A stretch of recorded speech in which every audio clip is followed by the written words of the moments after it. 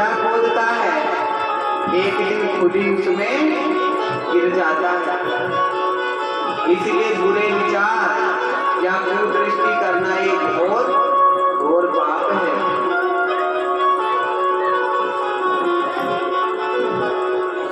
तो भस्मासुर की कथा से क्या सीख मिली? क्या अंदर में कोई पाप कर्म रखेगा? अंदर में कोई बुरा कर्म चलाएगा? बुरे विचार रखेगा? कोई नहीं रख सकता। अगर उसे एक कथा याद होगी ना भस्मासुर की, तो बुरे विचार मन में नहीं आएंगे। बुरे विचार खुद के ही मन को और मन की शांति को पहले भस्म कर देते हैं।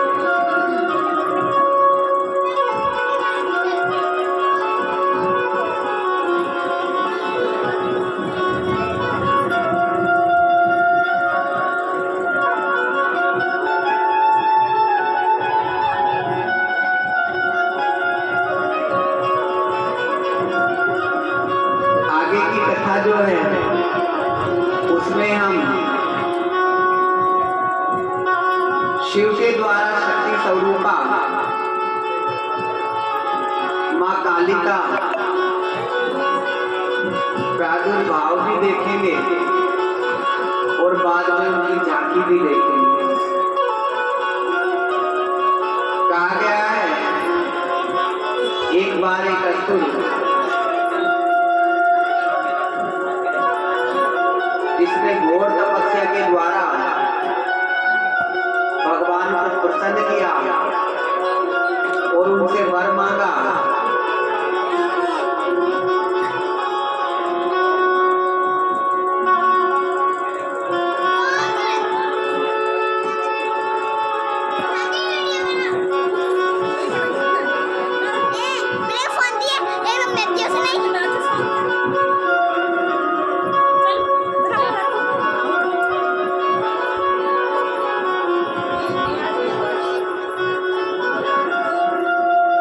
भगवान से वरदान क्या मांगा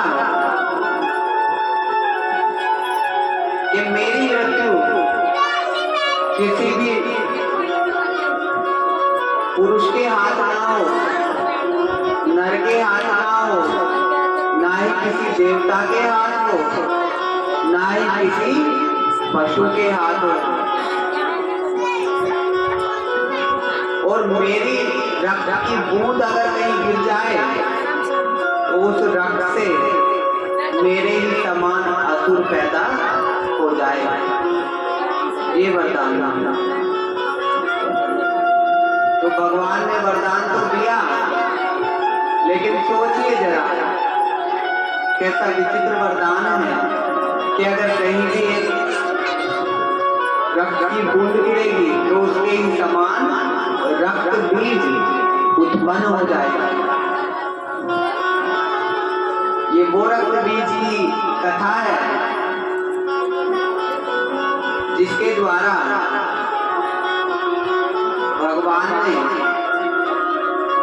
शक्ति के रूप में काली को उत्पन्न किया। कहा गया है कि जहाँ नारी का एक सौम्य रूप पार्वती है, जहाँ उसका एक रूप लक्ष्मी है, जहाँ उसका एक रूप ज्ञानदायी सरस्वती है, वहीं उसका एक रूप मां काली भी है। लक्ष्मी बनकर वह घर को सुख समृद्धि से भर देती है। सरस्वती बनकर वह ज्ञान की वीणा के द्वारा जन जन में ज्ञान की वर्षा करती है। संतोषी बनकर वह सारे परिवार को संतुष्ट करती है। परंतु कोई असुर कष्ट पहुंचाने के लिए आ जाए, दुख पहुंचाने के लिए आ जाए, तो वही लक्ष्मी, वही संतोषी, वही सरस्वती क्या बन जाती है? काली बन जाती है। क्या काली का मतलब? देखना, जिसने काल पर विजय प्राप्त कर ली हो,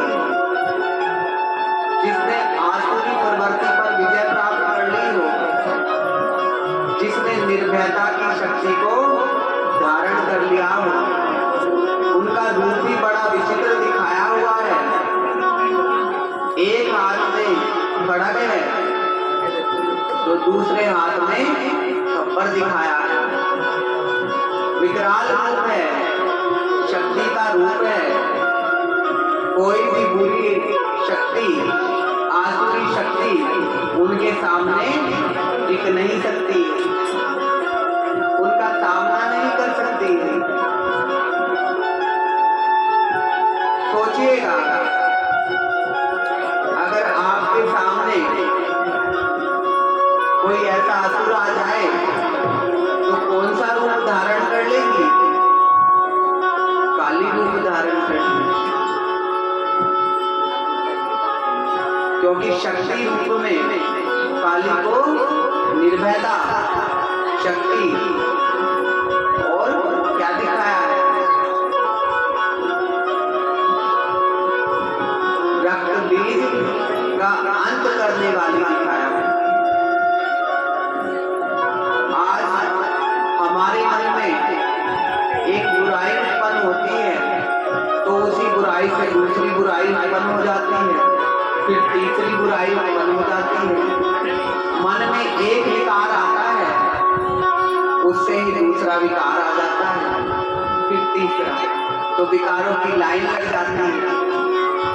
काम के पिछाड़ी क्रोध आ जाता है, क्रोध के पीछे लोभ आ जाता है, लोभ के पीछे मोह, फिर अहंकार, ईर्ष्या, द्वेष, वैर भावना, लालच की भावना। तो ये सब क्या है? ये वो ही रक्त बीज जो एक के आने पर अनेक पैदा हो जाते हैं। तो इनका अंत करने की शक्ति कौन दिखाई? माँ काली दिखाई। अगर हम अपने अंदर की इन बुराइयों को खत्म करना चाहते हैं, इन बुराइयों से मुक्त होना चाहते हैं, तो हमें इन बुराइयों का काल बल कर इनका अंत करना होगा।